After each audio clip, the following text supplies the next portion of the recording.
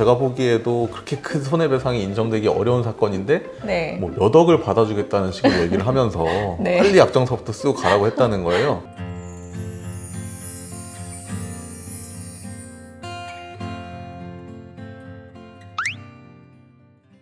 안녕하세요. 법률사무소 봄의 대표 변호사 정현주. 법률사무소 봄 대표 변호사 이완수입니다. 이번 시간에는 이제 우리 변호사들 이야기를 한번 해보려고 합니다. 네. 많은 의뢰인분들이 상담 오실 때마다 네. 뭐 모든 분이 그러시는 건 아니지만 변호사들이 말이 너무 다르다.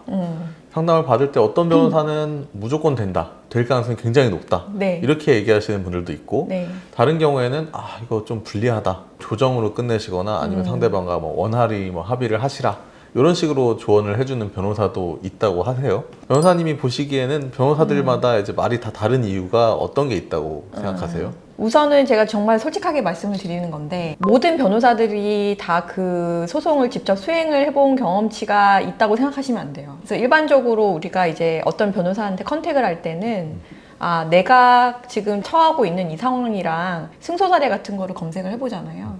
무슨 문제를 지금 해결해야 되는 상황에 와서 검색을 했는데 딱 뭐 블로그라든지 뭐 유튜브나 이런 데 이렇게 나랑 비슷한 사례가 딱 뜨는 거예요.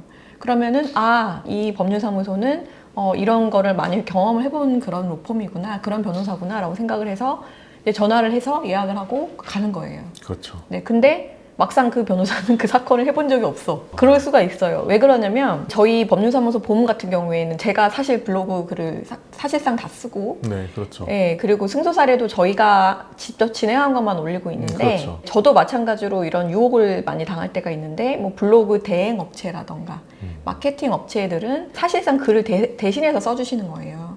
근데 본인들이 직접 수행한 승소 사례가 아니라 어딘가에서 이제 판결문 같은 거를 따와서 승소 사례처럼 만들고, 근데 심지어 이제 변호사들이 직접 쓰지 않았기 때문에 그 변호사는 이 소송을 해본 경험이 없어요. 그러다 보니까 아무래도 이제 쟁점 파악이 잘 안 되니까 잘 모르겠는 거죠, 쉽게 말해서. 그래서 이제 뭔가 말이 다를 수 있다 이렇게 생각이 들고요. 그럼 이런 경우에 직접 해보셨는지 이런 걸 어떻게 확인할 방법이 있나요? 글을 보면은 이 사무실이나 이 변호사가 직접 수행을 했는지 안 했는지를 알 수가 있어요. 조금만 자세하게 보면은 판결문에 이제 저희 뭐 이름이 이렇게 딱 박혀 있다든지, 예, 그리고 변호사 상담 한 명만 받는 게 아니라 여러 명 받잖아요. 그러면은 여기 쟁점에 대해서 이제 물어봤을 때 변호사가 되게 바로바로 능수능란하게 말이 나오는 변호사가 있는가 하면 두리뭉실하게 얘기하시는 분들도 있고, 그거는 이제 여러 명이랑 상담을 해보면 바로 알 수 있는 부분이에요. 저는 그렇게 생각을 하거든요. 그럼 이렇게 또 말이 다 다른 이유로 또 생각할 수 있는 건 뭐가 있을까요? 두 번째는 이제 변호사의 성향인데 변호사들이 직접 소송 수행을 하긴 했어요. 근데 문제 해결 방식이 다 다를 수 있거든요. 사람은 다 이제 문제를 해결할 때 방식이 다르잖아요. 처음부터 막 증거를 다 내고 시작하는 그런 변호사님들도 있고, 처음에는 그냥 약간 라이트하게 들어갔다가 중간에 막 확 들어가는 경우도 있고, 처음부터 약간 불리하다라고 생각이 들면은 조정부터 생각하시는 변호사님들이 있고, 아 몰라 그냥 일단은 끝까지 가보다가 조정해야지 이렇게 생각하시는 분들도 있고. 아, 그렇죠. 예, 그리고 어떤 분들은 가압류 가처분을 무조건 하지 않으면 안 된다고 생각하시는 분들도 있어요. 저희 법률사무소 봄에서는 경업금지 소송을 많이 하는데, 그렇죠. 네. 경업금지 소송을 할 때 영업금지 가처분 신청을 하면서 그냥 무조건 손해배상도 해야 된다라고 얘기하시는 분들도 있어요. 근데 이게 다 맞고 틀리다라는 거라기보다는 그 변호사님들의 각각의 생각의 차이도 있고 또 문제 해결 방식이 좀 많이 달랐기 때문에 사람의 성향에 따라서 말이 좀 다를 수 있다.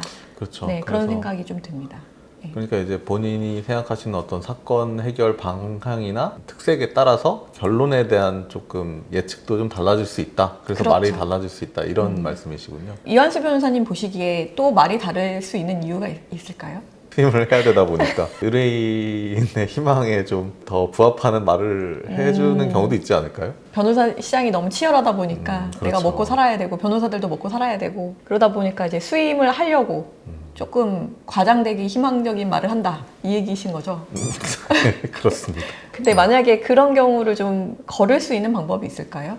100% 된다 뭐 이런 거는 제가 볼 때는 들을 필요도 네. 없다는 생각을 해요. 네, 왜냐면 네. 소송이라는 게 어디로 튈지 정말 모르고 그렇죠. 네, 결과를 그건 맞아요. 예측을 하는 것도 불가능하고 네. 수많은 요소들이 이제 종합이 돼서 판결이라는 결론에 이르는 건데 네. 거기다 두고 덮어놓고 뭐 100% 이긴다 뭐 이렇게 얘기를 하는 변호사를 과연 신뢰할 수 있을 것인가. 네. 무조건 네. 된다라고 하면서 빨리 뭐 약정서부터 쓰시라. 네. 계좌는 여기다 이렇게 얘기를 하시는 분들이 있으면 너무 이제 수임에 좀 치중되신 분이다. 네.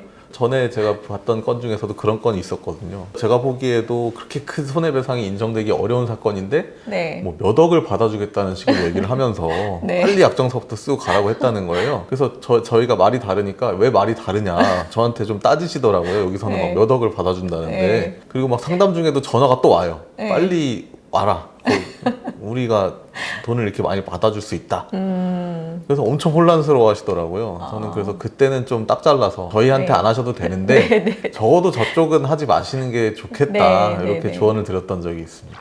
네, 소송 비용도 생각을 하셔야 되거든요, 사실은. 그렇죠. 네. 아무래도 이제 희망적인 얘기를 주는 변호사님 쪽으로 기울기가 쉬운데 네. 그런 희망적인 의견을 주는 변호사를 선임하는 게 가장 좋을까요? 저는 일단 변호사 상담을 적어도 한 두세 차례 정도는 유료 상담을 제대로 받아보시는 게 좋겠다라는 생각을 하고요. 그리고 저도 마찬가지로 변호사님 이거 승소 확률이 있을까요?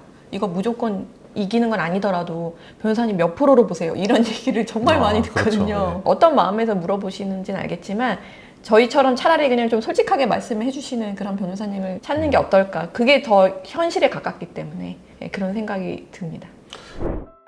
이번 시간에는 이렇게 변호사들마다 말이 달라지는 어떤 이유로서 보이는 여러 가지 사유들에 대해서 좀 짚어봤고요. 또 변호사님들 중에 어떤 의견을 주시는 또 어떠한 태도로 사건 상담에 임하시는지를 좀 보고 어떠한 변호사님을 선임하는 것이 좋은지에 대해서 솔직하게 네. 이야기를 해봤습니다. 저희 영상이 도움이 되셨다면 좋아요 구독 부탁드려요.